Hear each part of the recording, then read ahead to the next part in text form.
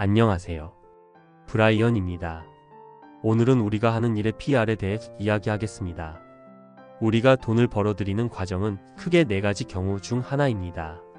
첫 번째의 경우는 자신의 시간을 팔아 돈을 버는 것입니다. 하루 24시간 중 일부를 누군가에게 파는 것이죠. 대부분의 급여 생활자가 이에 해당합니다. 이들은 직장 생활을 하며 서비스나 노동 제공 등을 통해 발생하는 수입을 얻습니다.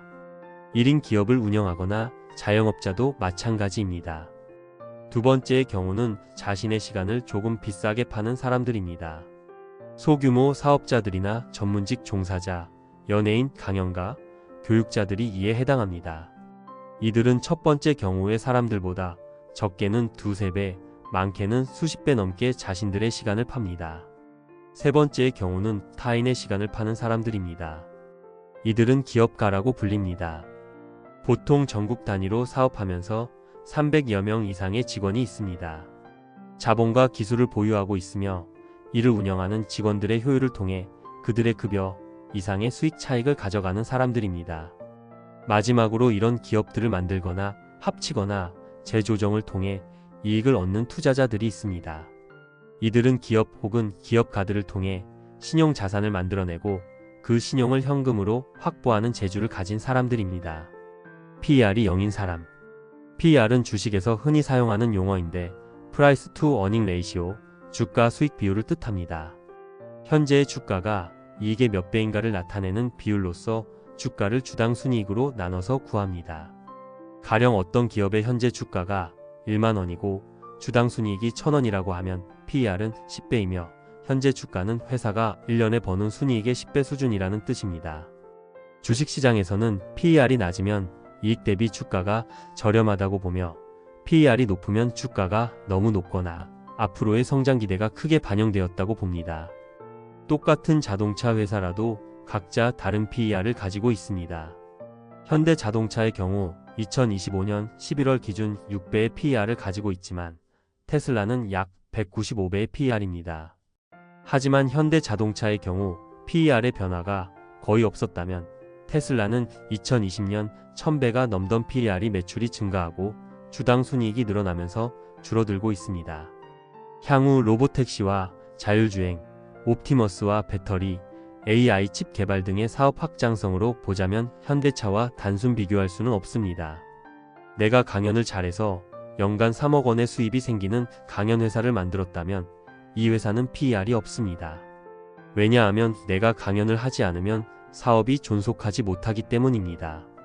하지만 특별한 양념 소스를 만들어 파는 제조 공장을 운영해서 3억 원을 벌었다면 10억 혹은 수십억에도 거래될 수 있습니다. 그 양념 소스가 얼마나 많이 그리고 오래 팔릴 것인가의 스토리만으로도 PER가 많이 발생할 수 있습니다. 같은 음식을 팔아도 요리사는 PER가 0이지만 식당 주인은 PER가 3이고 외식 기업인은 PER가 10이 될 수 있는 것입니다. 사업도 자신이 하는 일도 결국 PER 게임입니다.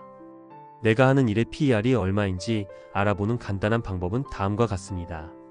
내가 만약 일을 하지 않아서 재산이 줄어든다면 PER은 0입니다.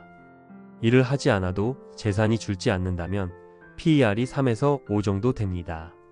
그러나 내가 일을 하지 않아도 재산이 늘어나는 경우라면 PER이 5에서 10 이상이라고 볼 수 있습니다. 일부 부동산이나 주식 자산에서는 PER이 30배, 50배 이상 나오기도 합니다.